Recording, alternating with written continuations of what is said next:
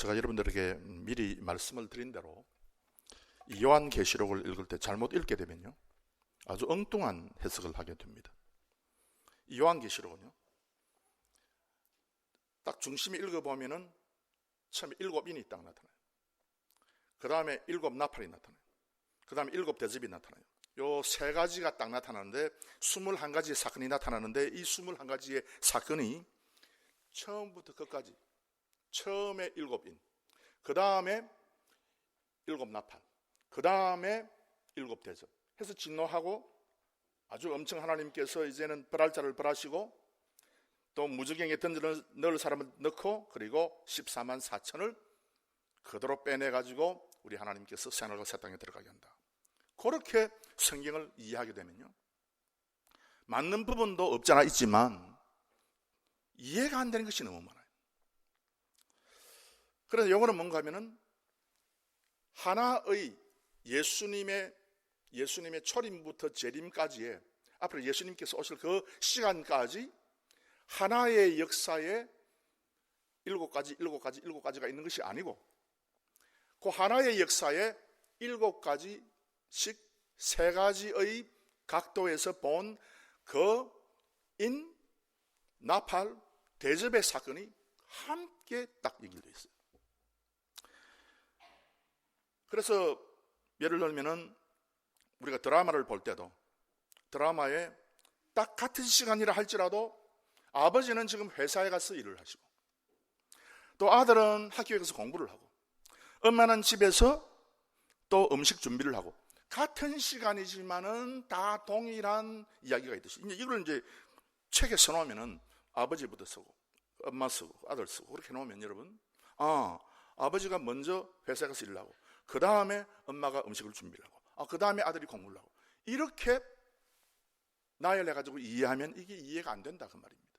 그래서 동시에 일어나는 사건이지만은 우리가 이야기를 할 때는 쭉 늘어서 이야기하잖아요. 그래서 쭉 늘어서 이야기한 이걸 갖다가 이 역사가 계속해서 되는 거다, 그게 아니고 7인의 역사 3분의 1, 7 나팔 3분의 1, 7 대접 3분의 1이 그대로 한 역사가 딱 있는 거예요. 그럼 어떻게 그러냐? 그렇게 이야기할 수 있는 근거가 뭐냐? 그래서 한 역사 안에 3가지의 흐름이 딱 들어가 있다. 그걸 지금 우리가 딱 간파를 해야지, 그거 간파하지 못하면요, 이 성경이 너무 힘들어. 예를 한번 들어볼게요. 여러분, 우리 요한계시록 지금 우리 6장을 읽었는데 마지막 6번째의 인을 딱 떼질 때에 어떤 사건이 생기는가 하면은 그 7장에 6번째 인을 딱 떼면 뭐 여러 가지 재앙이 생기면서 그 다음에 뭐가 기록되어 있는가 하면 14만 4천 명이 구원받아 버려요. 7장에 나와 있어요. 바로 여러분 한 장 넘겨보세요. 7장에 딱 보시면은 여러분께서 4절에 내가 입맞은 자의 수를 들으니 이스라엘 자손의 각 지파 중에서 입맞은 자들이 14만 4천이니 하고, 그 14만 4천을 하나님께서 빼가지고 천국으로 딱 들어가게 하는 것이 7장에 기록이 되어 있어요. 그 다음에 또 있어요. 14만 4천이. 그리고 처음에 이제 이게 7인의 역사 마지막에 14만 4천이 나타나고요. 그 다음에 7 나팔의 마지막 부분에 또 14만 4천이 또 나타나. 그러니까 여러분, 이 7 나팔 소리 맨 마지막에 또 구원받은 사람 또 있어. 그러면 여러분, 이걸 쭉 연결해서, 그냥 하나로 쭉 연결해서 보게 되면 어떻게 되는가 하면, 14만 4천이 구원받고, 그 다음에 또 14만 4천이 또 9장에서 또 구원받고, 그 다음에 쭉 가가지고 또 나중에 14장에서 구원받고, 이게 구원을 여러 번 받는 거예요. 그런데 그게 아니고요, 인의 사건 마지막, 나팔의 마지막 14만 4천, 그리고 대접의 마지막 역사에 역시 14만 4천 허다한 무리 구원받는 거.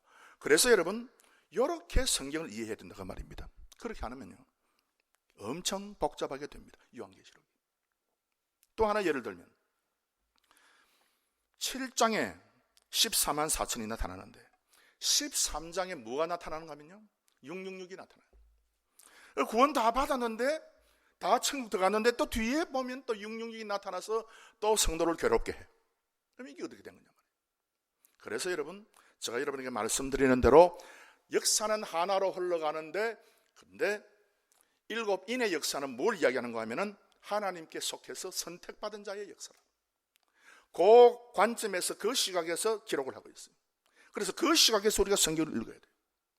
그 다음에 여러분, 두 번째는 일곱 나팔 소리에 의해서 하나님께서 그냥 징벌을 하시고 하는 그런 어떤 역사들 쭉 있는 거는, 이건 뭔가 하면 짐승을 중심으로 역사가 어떻게 진행되나 그걸 기록했어요.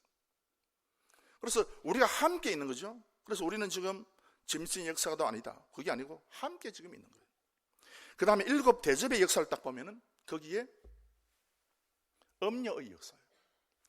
그래서 역사는 하나인데 예수님의 초림부터 재림까지 세상의 역사는 하나로 흘러가는데, 이 하나로 흘러가는 역사 가운데 어떤 것은 하나님의 선택의 백성 중심으로, 어떤 것은 짐승의 역사로, 어떤 것은 음녀의 역사로 딱 기록을 하고 있어요.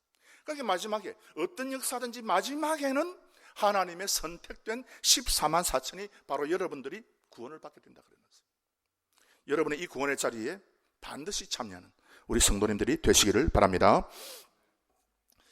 오늘 제가 여러분에게 말씀드릴 것은요, 그러면 처음 3분의 1, 이 역사 가운데 처음에 기록된 이 인의 7가지 인의 역사가 어떤 것인가 하는 것에 대해서 오늘 시간이 많이 없지만 여러분들에게 그 인에 관해서 7인에 대해서 말씀을 드리도록 하겠습니다.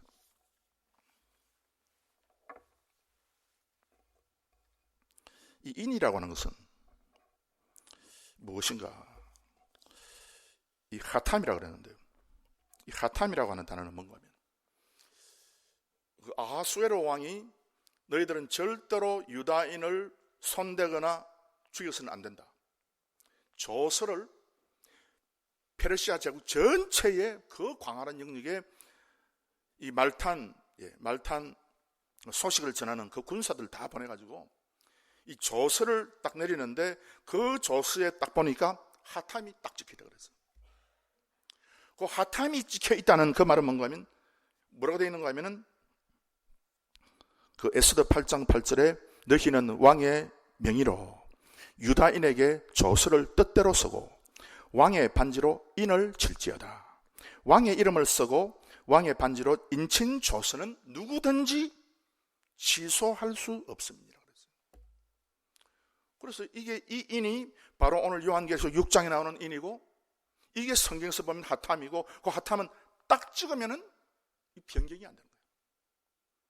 그래서 이 인의 역사는 무슨 역사인가 하면 뒤에 7장에 나오지만은 좀 더 미리 당겨서 여러분에게 말씀을 드리면, 인의 역사는요, 여러분의 이마에 하나님께서 당신의 백성으로 인신 거예요.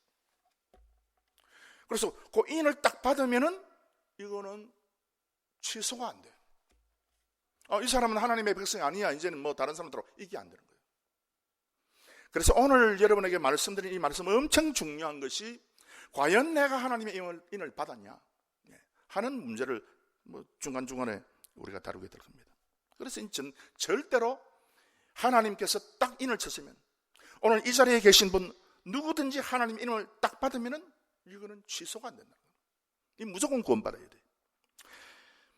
그 다음에 인이 또 어디 나오는가 하면 예레미야서에 또 나와요.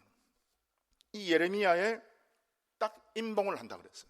그 예레미야의 그 32장에 보시면은 예레미야가 너희는 그 매매 계약서를 써가지고 딱 임봉을 딱 해라. 절대로 이거는 사라지지 아니하고 없어지지 아니하고 반드시 이것은 발생하는 것에 대해서 하탐해라 그랬어요. 반드시 일어난다는 거예요. 무슨 일이 있었는가 하면은 그 예레미야가 하나님 앞에 계시를 받아가지고, 예레미야야, 지금 이스라엘 백성들이, 유다 백성들이 다 포로로 잡혀가가지고 종살이하게 되지만은, 나라가 지금 없어져 버렸지만은, 그런데 반드시 이 나라가 다시 일어나게 된다.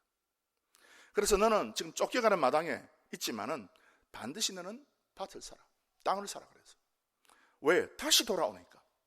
그래서 매매 계약서에 너는 반드시 하탐해라 그랬어.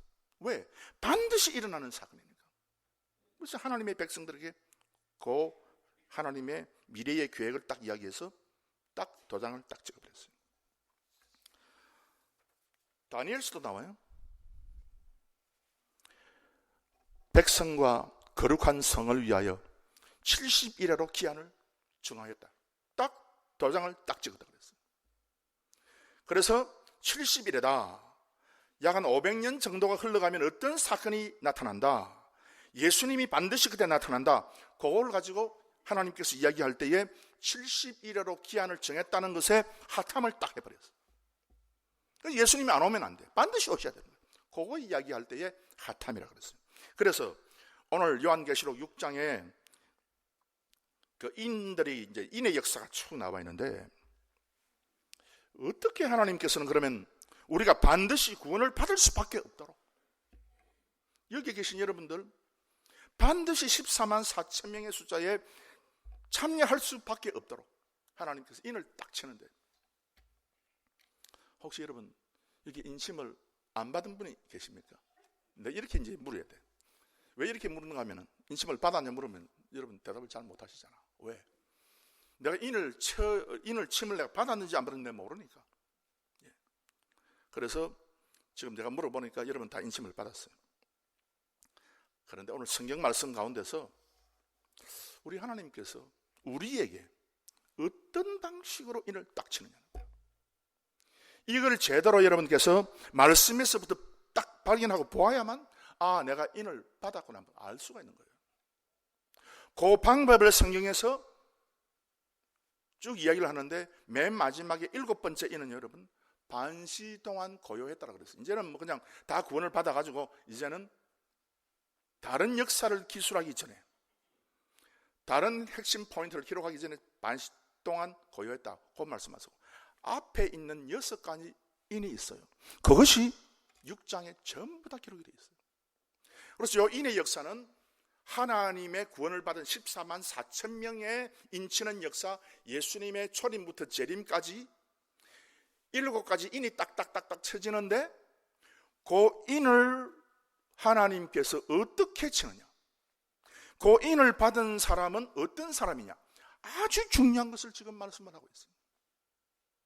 그런데 저는 여러분 가만히 보니까, 얼굴을 다 보니까 여러분은 전부 다 인을 다 받았어요. 그래서 오늘 어떻게 이건 하나님께 인치는가, 우리가 간단하게 6가지, 7가지를 살펴보도록 하겠습니다. 첫 번째, 여러분께서 그 1절 보시면 이렇게 되어 있어요.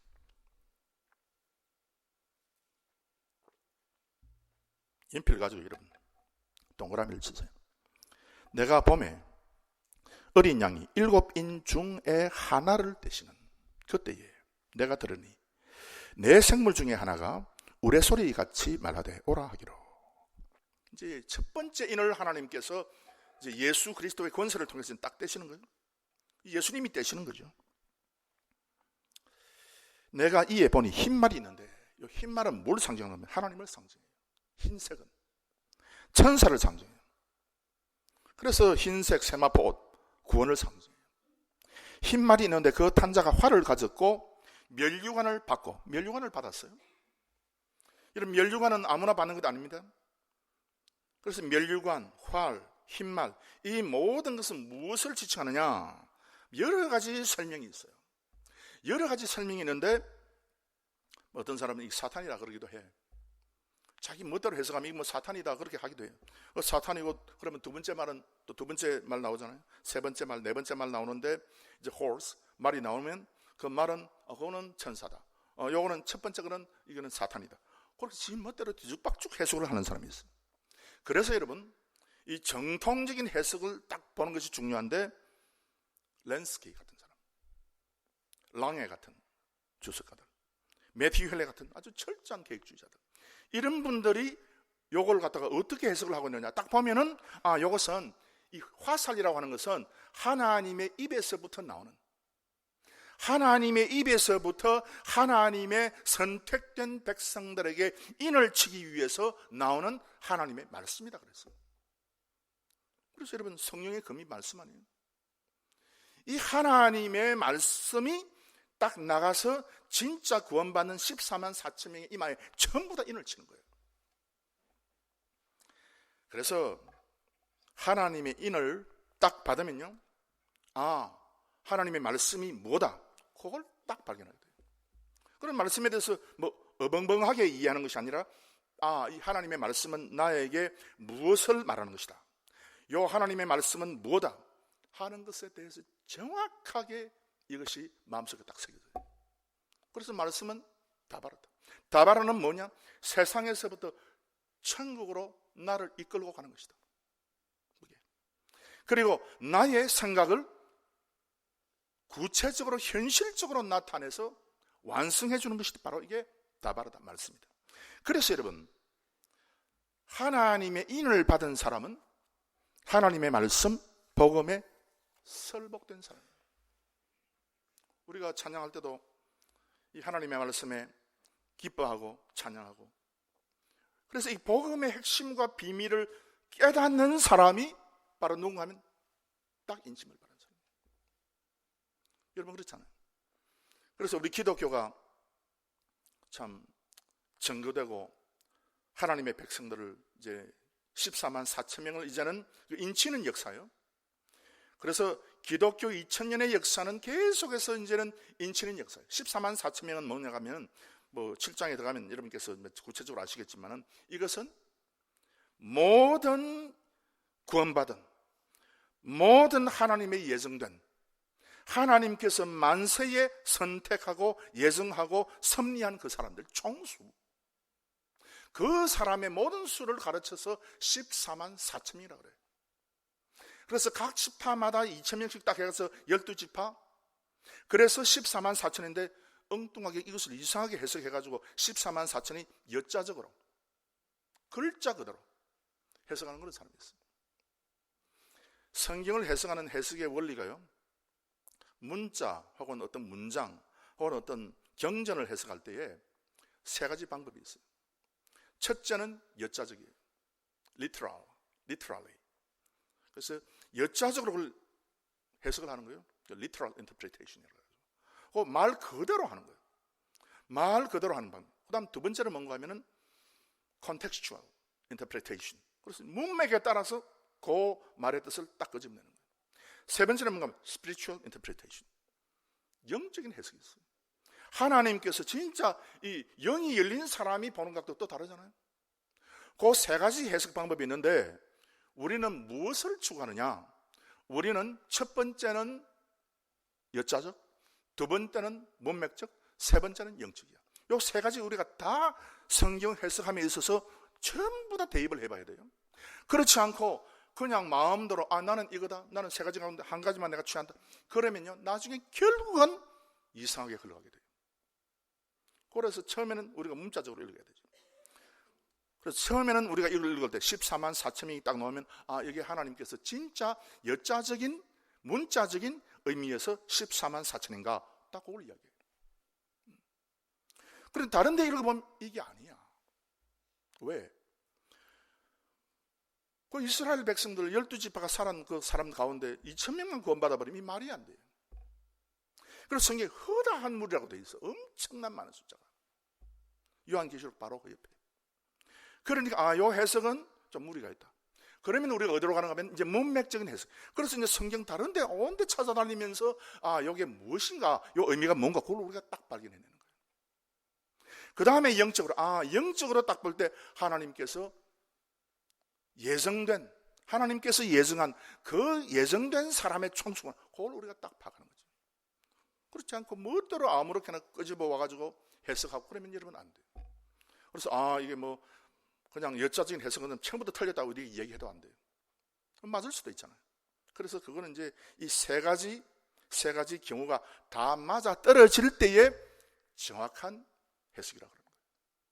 예를 들면 또 하나님께서 이스라엘 백성을 미워하셨다 하는 말이 뭐였어요? 구약 성경에 엄청 나타나요. 하나님께서 너희를 미워하사 너희로 하여금 벌을 받게 하고 너희로 하여금 칼이 임하게 하고 그랬다. 하나님께서 이스라엘 백성을 미워했다는 말만 딱 떼가지고 보면요, 하나님의 미움이 이스라엘 백성에 대해서 엄청나구나, 하나님은 이스라엘 백성 미워했구나, 그것만 딱 알게 되잖아요. 그렇잖아요. 그런데 문맥을 통해서 딱 읽어보면은 하나님께서 왜 이스라엘 백성을 미워했는가, 그 이유가 다 나타나잖아. 그러니까 하나님이 이스라엘 백성을 미워한 이 미움은 미움이 아니고 사랑이구나 하는 것을 뒤에 이제 발견하는 거죠. 여러분, 그렇지 않고 성경을 그냥 문자적으로 여자적으로만 딱 이렇게 해서 읽게 되면 나중에 큰 실수를 하게 되는 겁니다. 그 다음에 넘어가가지고 첫째 예론, 딱 우리가 그래서 하나님의 인을 딱 맞을 때 복음의 통찰력과 복음의 깨달음이 딱 생겨요. 이 경우에 해당되는 모든 분들은 제가 지금 미리 말씀드리는데, 내가 복음의 인을 맡기만 해도, 말씀의 인을 맡기만 해도 구원받은 거예요. 6가지, 7가지 다 맞을 필요가 없어요. 하나만 맞아도 돼. 그렇게 돼 있어요. 그래서 여러분들은 하나님의 말씀을 딱 이해하고 하나님의 말씀 가운데서 딱 이것이구나, 이 말씀이 지금 이거를 이야기하는구나, 엄청난 이게. 지금 내가 여러분에게 지금 시간이 없어서 다 말씀을 못 드리지만 창세기 1장 1절부터 계속해서 보면 하나님께서 이 복음의 능력과 역사와 이 복음의 역할을 설명하기 위해서 얼마나 우리에게 말씀을 많이 하시는지 몰라요. 거기에 대한 통찰력이 딱 생기게 되는 거예요. 그래서 이제 이 복음의 그 깨달음이 없는 사람은 진짜 예수 믿으면 진짜 뭐 천국 가는가? 진짜 예수 믿으면 내 삶에 변화가 있는가? 이런 식으로 의심의 이야기를 하게 되는 거예요. 그러나 딱 하나님의 말씀 가운데서 복음의 인을 딱 맞으면 완전히 사람이 달라져요. 변화가 됩니다.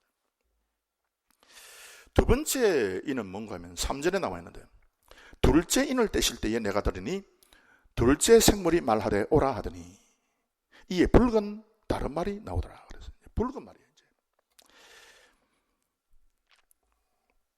붉은 말이 나오더라. 그 탄자가 허락을 받아 땅에서 화평을 제하여 버리며 서로 죽이게 하고 또 큰 칼을 받았더라. 그래서 이게 뭔가 하면 여러분, 화평을 제한다. 이제 불화와 투쟁과 다툼이 있는 거예요.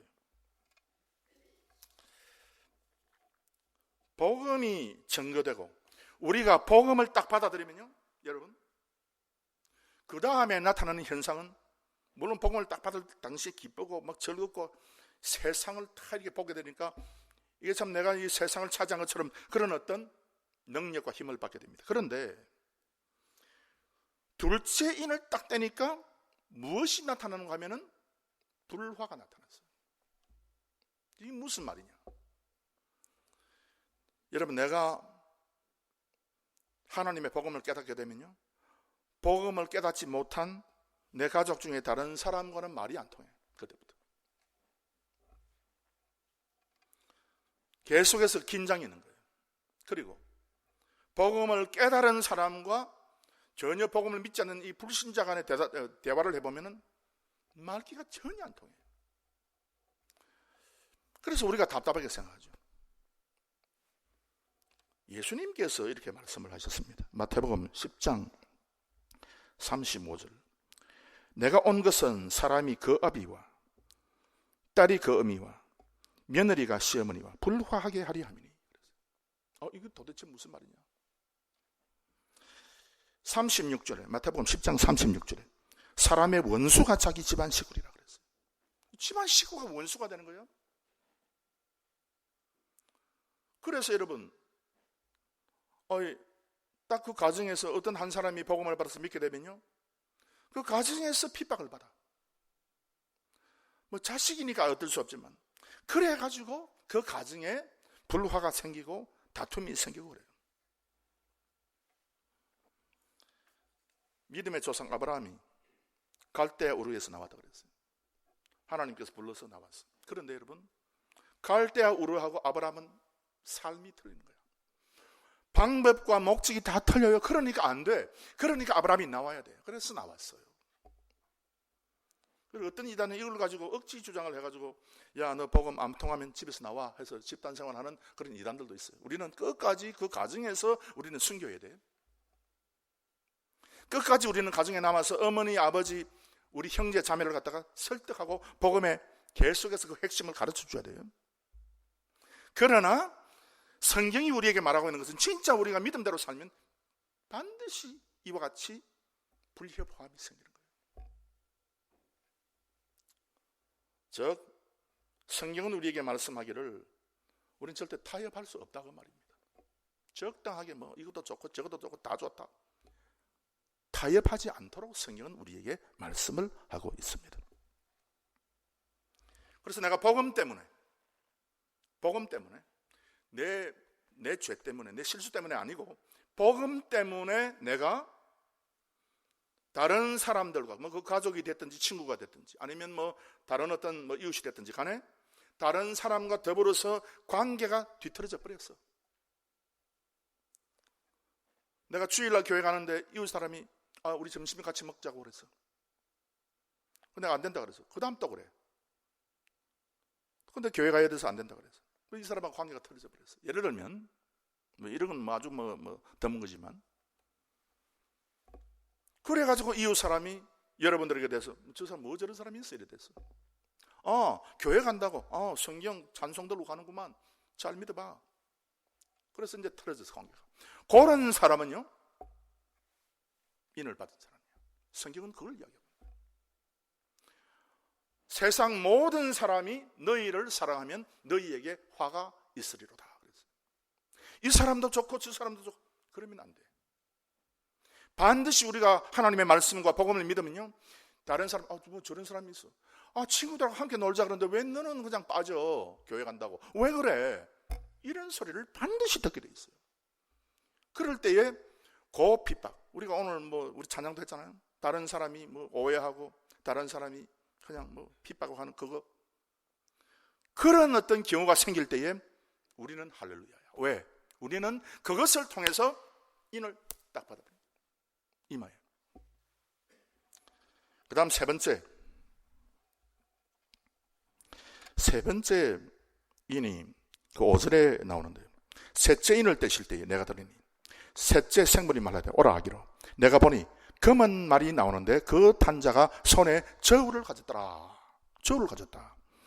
6절 말씀에 내가 내 생물 사이로서 나는 듯 하는 음성을 들으니 가로되 한 데나리온의 밀 한 대요, 한 데나리온의 보리 석 되로다. 또 감람류와 포도주는 해치 말라 하더라. 이건 무슨 말인가 하면요, 앞으로 반드시 이 세상에 경제적인 문제가 발생한다, 그 뜻입니다. 요 동일한 말씀은 뒤에 나와 있어요. 13장에 또 나와 있어요. 그래서 역사가 동일한 역사야. 동일하게 역사가는데 믿는 사람에게는 이거 어떻게, 그리고 짐승에 속한 사람은 어떻게, 그리고 음리에 속한 사람은 이게 어떻게 나타나, 그게 다르게 기록되어 있어요. 세상에 경제적인 문제가 딱 발생하는데 반드시 앞으로 믿는 사람은 성경에 딱 보니까 전부 다 이 경제적인 문제를 다 통과하고 다 극복한다, 그렇게 돼 있어요. 어떻게? 성도가 가지는 먹고 사는 이 경제의 문제와 짐승을 따라가는 자와 그리고 음녀를 따라가는 자가 가지는 경제에 관한 생각이 다르다, 그 뜻입니다. 제가 여러분 13장에 넘어가서 666 이야기할 때 제가 좀 더 자세하게 여러분에게 말씀을 드리겠지만,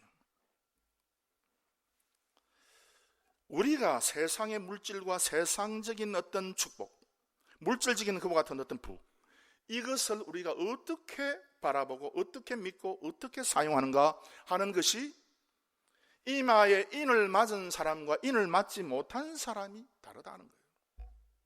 여러분 잘 알아들었어요, 여러분? 그래서 하나님께서는 이 차이를 통해서 저 사람이 인 맞은 사람인가 맞지 않은 사람인가를 우리가 정확하게 구별해낼 수 있어요. 이게 무슨 말이냐? 성경을 쭉 읽어보면요,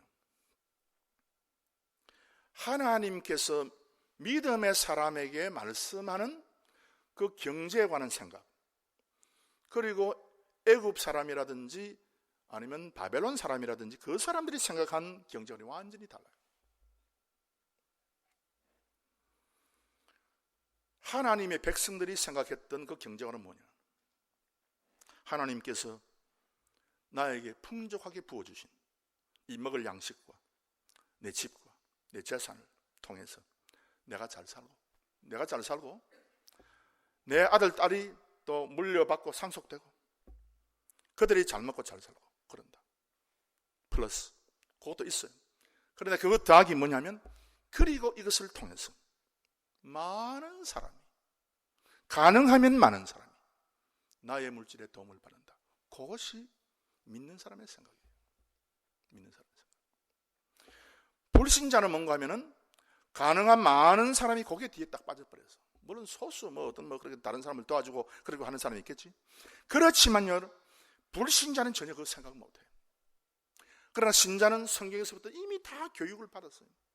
특별히 여러분, 믿음의 사람들이 출애굽해서 하나님의 나라 가나안 땅에 들어올 때 이 가나안 땅에서 어떻게 살면은 진짜 저 애굽 땅의 그 비옥한 땅에서 생산되는 그 곡물보다 엄청난 더 많은 곡물이 너희에게 쏟아지고 바벨론 사람이 소유하지 못한 그 엄청난 부가 너희들에게 주어지게 될 것을 하나님이 약속을 하시면서 어떻게 하면 그렇게 된다 딱 이야기를 했어요. 그래서 요 법을 이스라엘이 적용시켰어요. 스위스가 적용시켰어요. 처음 미국 13개 주가 있을 때 그거 적용시킨 거야. 그러니까 그 땅이에요, 여러분. 엄청 살기 좋은 땅이 된 거야. 엄청. 거기는 여러분 학교에 나가서 공부하는 애들이 전혀 고민을 안 해. 스위스에는 꼴찌해도 괜찮아. 너 꼴찌하거나 너 공부는 꼴찌인데 너 잘하는 게 뭐냐? 선생님, 저는 공 차는 겁니다. 그래? 그럼 축구부에 가서 한번 해볼래? 하다가 보면 힘이 딸려가 못해. 축구보다 안 됩니다. 그럼 뭐 할래? 예, 선생님, 나는 이 못질 하는 거 좋아합니다. 그래, 너 목공 배워라. 목공일 해도 얼마든지 잘 사게. 너는 공부 잘하는 거는 너 뭐 할래? 예, 나는 과학자 되랍니다. 그래, 그러면 대학 가야 되는데 너는 김나지움에 들어가라. 김나지움에서 열심히 공부해가지고 이제는 수학 열심히 하고 해서 과학자가 됐어. 그 사람도 잘 살아. 다 잘 살아. 다 먹고 살아. 그래서 대통령이 햄버거 먹으면 백성도 햄버거 먹고, 대통령이 스테이크 먹으면 백성도 스테이크 먹고, 대통령이 휴가 가면 백성도 휴가 가고, 딱 그렇게 만드는 거예요. 왜? 하나님의 법을 딱 그날에 적용시키니까 희한하게 일은 열심히 안 하는 것 같아. 여러분, 제가 살아봐서 알지만 스위스 사람 땀 흘려가면서 일 안 해. 있는 거 조금씩 정상적으로 하는 거예요. 그런데도 엄청 잘 사는 이유가 도대체 무언가? 세상 사람들이 스위스 은행에 돈을 많이 맡겨가지고 그렇지. 그걸 푸니까 그렇게 잘 살게 되지. 맞는 말이에요. 그러면 왜 세상 사람들이 스위스에 돈을 맡길까? 왜 그럴까요? 계속해서 물어보면 결국 대답은 딱 하나야.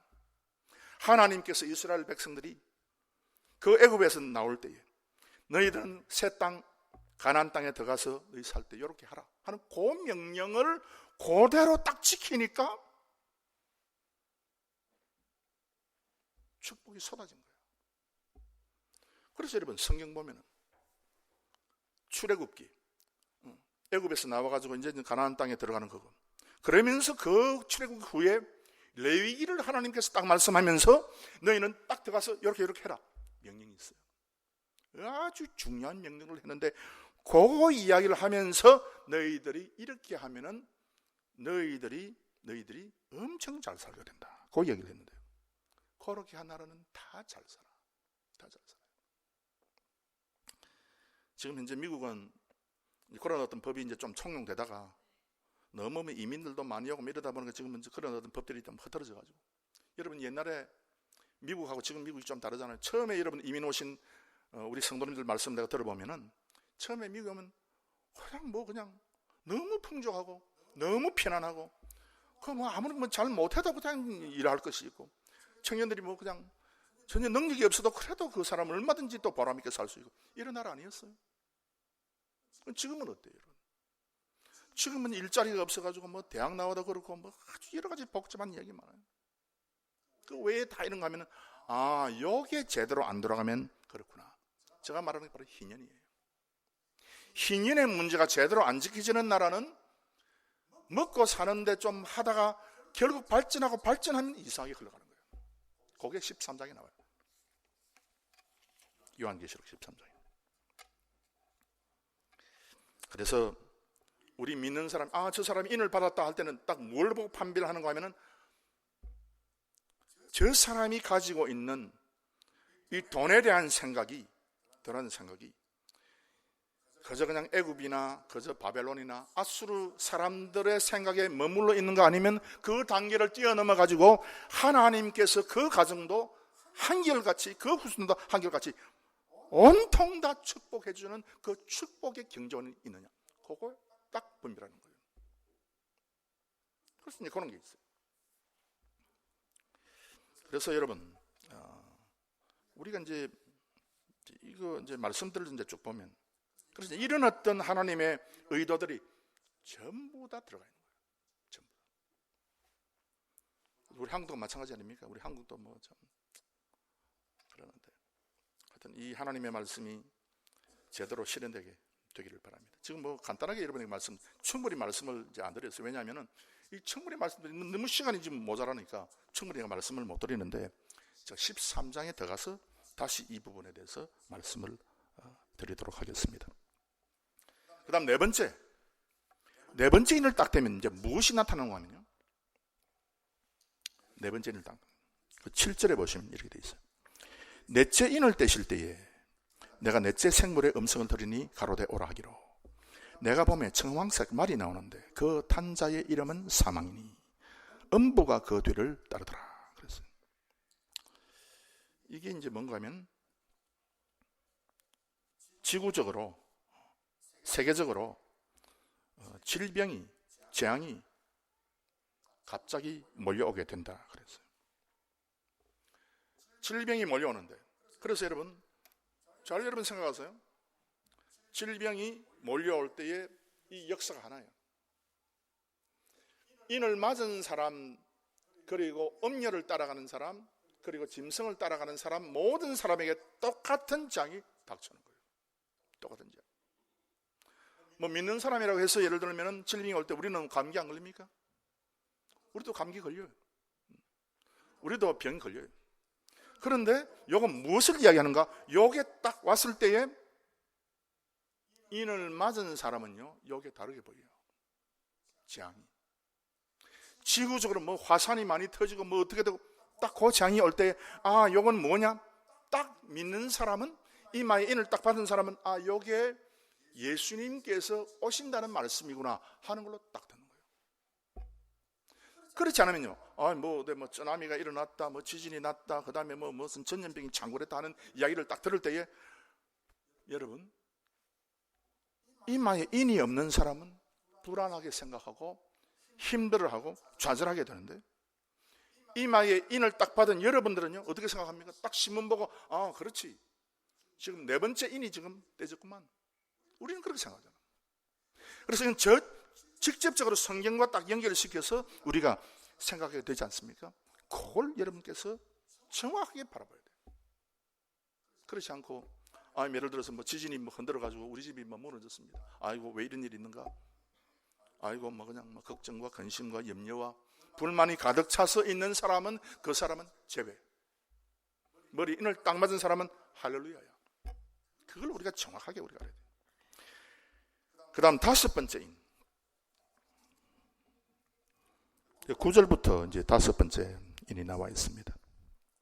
다섯째 인을 떼실 때에 내가 보니 하나님의 말씀과 저희의 가진 증거를 인하여 죽임을 당한 영혼들이 제단 아래에 있어 큰 소리로 불러 가로되 거룩하고 참되신 대주자여, 쭉 나와 있어요. 다섯 번째는 순교예요. 여러분, 찬양을 하실 때는 여러분 전혀 이게 순교라고 모르고 그냥 찬양을 하시는 것 같아. 열심히 찬양을 하시니까. 이건 이제 무슨 말씀인가 하면, 여러분, 가시밭에 백합화, 예수 향기 날리니, 그거 무슨 말인가 하면, 여러분, 가시밭에 백합화, 예수 향기 날리니 할 때, 그거는 뭔가 하면 내가 백합화인데, 백합화인 내가 가시밭에 지금 사는 거예요. 그러니까 이 백합화 꽃에 가시가 찔리는 거지. 그러면 거기에서부터 향기가 안 난다 그랬어요. 이것이 입맞은 사람이에요. 그런데 딱 찔리면은 향기가 안 나고 좌절과 슬픔과 고통이 딱 나게 되면 그 사람은 인을 못 맞은 사람이에요. 성경은 그걸 이야기하는 거예요. 그래서 여러분, 또 우리가 성경 딱 보면 뭘 딱 발견하는가 하면은 9절 말씀 보면, 야, 죽임 당했다. 앞으로 그런 역사가 혹시 오게 되면 어떡하나, 우리가 염려하고 좌절하기도 해요. 그런데 오늘 이 성경 말씀 가운데 다스 때 인을 딱 떼니까 이 순교라고 하는 것이 딱 나타나지만, 그럼에도 불구하고 계속 성경을 보면 큰 소리로 불러가라. 누가 큰 소리로 불러서 이야기를 했습니까? 죽임 당한 사람이에요. 즉 성경은 우리에게 뭘 이야기하는가 하면요, 우리는 육신적으로 죽임을 당해도 안 죽어요. 절대로 우리는요, 여러분, 우리는 죽는 사람이 아닙니다. 네. 이점 말씀하면은, 야, 앞으로 또 우리가 혹시 이제 순교 당하고 이제 죽으면 또 어떻게 되나, 믿음 때문에 이제 죽으면 어떻게 되나, 염려하는 분도 혹시 계실 수 있습니다.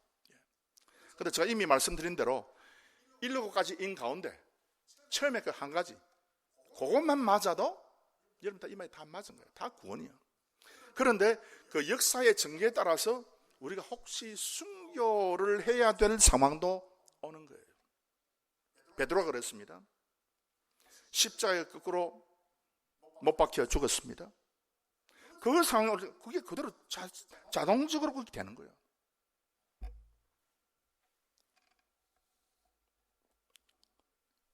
로마 제국 시대에 있었던 우리 초대교회 성도들, 여러 가지의 순교의 현상이 생길 때 그 그대로 지나간 거예요. 그대로 우리가 받았어요. 카타콤의 성도들이 그래서 지하 동굴에 살았어요. 종교개혁 시대에 많은 우리 믿음의 사람들이 천주교에 의해서 핍박당하고 우리가 순교당했어요. 영국에는요, 그 영국이 바닷가에 옆에 있습니다. 밀물선, 물이 다 빠져나갈 때 말뚝을 박아놓고, 진짜 참 개혁주의 신앙, 참된 믿음의 신앙을 딱 고백하는 사람 잡아가지고 다 말뚝에 다 이제 말뚝 박아 묶어놓고 기다리는 거예요. 다시 물이 들어올 때까지 기다리는 거예요. 물이 점점점 들어와. 다리에 들어왔어. 너 이제 다시 천주로 돌아가겠다고 얘기해. 그럼 내가 살려줄게. 말 안 해. 허리까지 들어왔어. 다시 물어. 목까지 와서 다시 물어. 이렇게 해서 계속해서 참된 신앙을 고백하다가 죽은 사람이 영국 해변에 쫙 깔렸어. 그 역사예요, 그게. 그런데 이상하게 그렇게 죽은 사람은 참 안타깝고 뭐 서럽고 뭐 애달고 스데반처럼 영광스러운 얼굴로 그렇게 죽은 거예요. 일제시대에 일본 사람들이 한국에 와가지고 딱 보니까 이 교회가 말을 안 들어. 교회가. 다른 한국 사람들은 너희들은 다 천황에게 참배를 해라. 신사 참배를 해라. 그럼 다른 사람은 다 그렇게 해. 그런데 유독 교회들이 안 하는 거야. 그런데 그 교회들 가운데 유독 우리는 우주를 창조하신 여호와 하나님 한 분만 섬긴다. 우리는 삼일체 한 분, 그분만 섬기지 다른 신은 절대로 섬기지 않는다. 유독 강하게 고집한 교단이 바로 우리 교단이에요. 그게 고신총이에요. 그래서 우리는요, 우리 선배들은 엄청 많이 두대를 맞았어, 일본 사람들한테. 감옥 가서 죽은 사람 전부 우리 교단의 사람이야. 물론 다른 교단도 물론 있겠지만 대부분이에요. 그래서 일본 사람한테 가장 눈에 난 교단이 바로 고신교단이에요. 우리가. 지금 뭐 여러분에게 말씀드리기는 뭐 하지만은 다른 어떤 교단은 일본 사람하고 합작해가지고 그래도 뭐 교회가 살아야지 이래가지고 교회 안에다가 동방요배 신상 만들어 놓고 차려놓고 먼저 거기에 절하고 예배한 교회도 있어. 어느 교단인가 말을 안 하지. 제가. 여러분 역사책을 보면 다 나와. 그게. 정확하게 회개 안 하면요 하나님께서 참으시겠어요? 안 참아 하나님께서. 우리 교단은 교회 있으면 안 된다. 일본 순사가 와가지고 교회 다 문을 닫아버리고 다 흩어지게 만들고. 그럼 우리는 가정에서 예배도. 그런 식으로 우리가 믿음을 지켰어요. 주기철 목사님 같은 분은 이렇게 해서 죽었어, 감옥에서. 많은 분들이 그렇게 해서 감옥에서 희생을 당했어요. 그런데 놀라운 것은 뭔가 하면 너무 힘들고 어렵다, 그렇게 해서 이 순교하는 거 아주 너무 힘들어서 안 되겠는데 뭐 억지로 그냥 막 죽게 됐다, 뭐 그런 분도 혹시 있겠지만, 그런데 진짜 믿음의 인이 딱 쳐진 사람은 이것도 너무 감사한 거예요. 지금은 미국에 살기 때문에 아마 이 순교의 기회는 없을 수가 있어요. 안 올 수 있어요, 여러분들. 이런 평생 이기는 아마 저 생각에 안 오지 싶어. 그런데 이게 와도 인 딱 쳐진 사람은 여기 아주 감사의 제목으로 찬양의 거리로서 이게 흘러가는 거예요, 이게. 그러니까 여러분, 우리 오늘 사실 뭐 우리 찬양대 찬양과 우리 찬양팀이 찬양한 거 너무너무 제가 은혜 많이 받았는데, 그래, 내가 주님을 위해서 내 삶을 드립니다, 내 목숨을 드립니다. 그거는 순교의 시간이 딱 오면은 내가 복음을 주겠다, 그 말이에요. 그래서 여러분이 다 힘차게 찬송을 부르기 때문에, 이야, 우리 교회 대단하다, 복음을 주겠다 그러니 여러분 다 그렇게 찬송했잖아.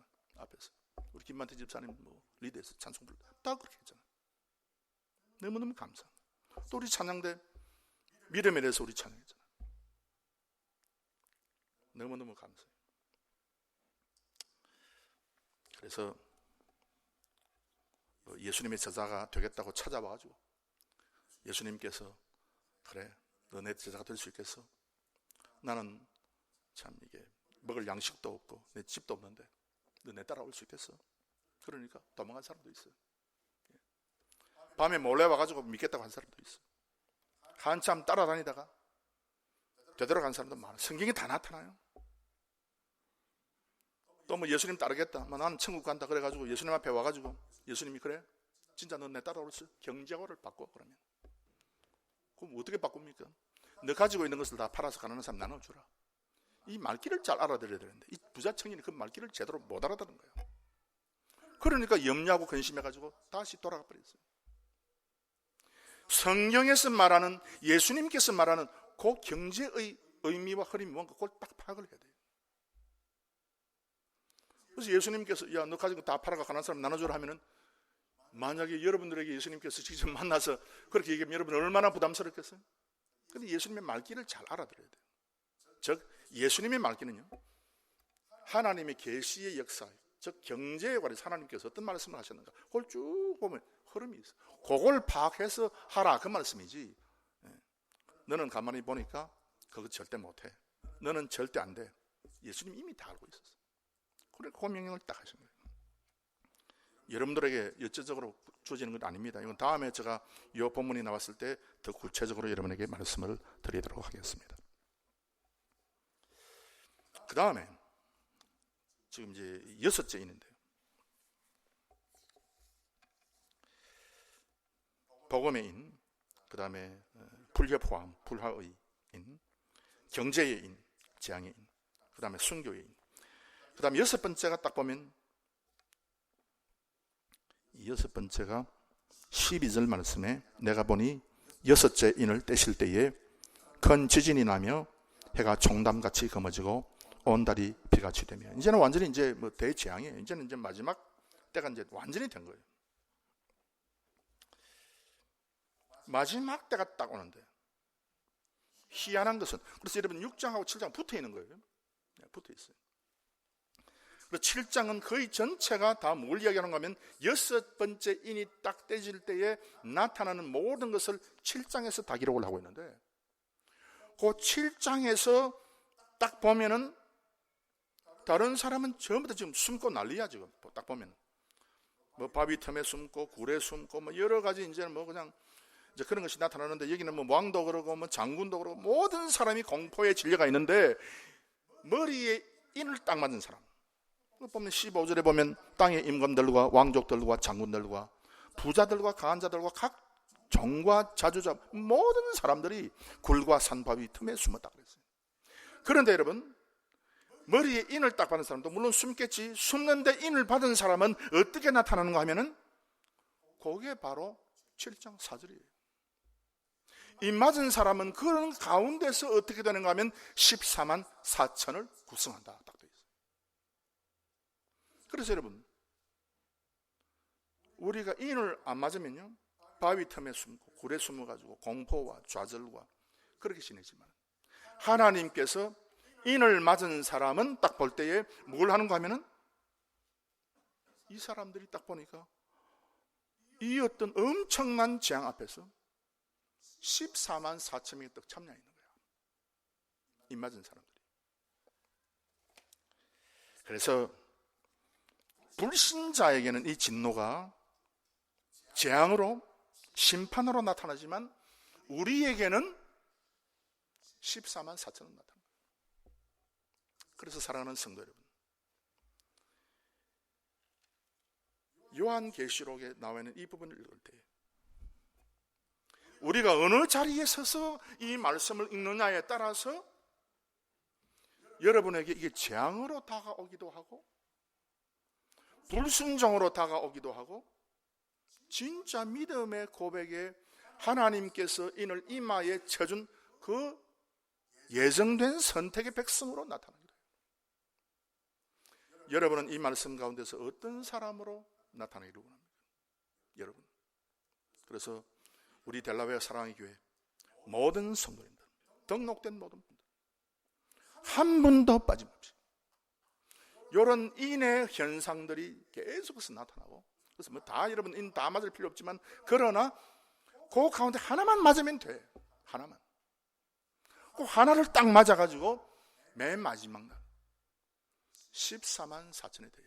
여러분 다 가셔야 될 거 아니에요. 우리 장로님도 뭐 권사님, 집사님, 우리 모든 성도는 다 가야 될 것 아닙니까? 그 자리에. 그래서 계속해서 하나님의 역사. 그래서 세상을 볼 때 여러분, 그래서 이게 동일한 사건들이 다 나타나요. 그런데 요 가운데서 하나님께서 어떻게 했다.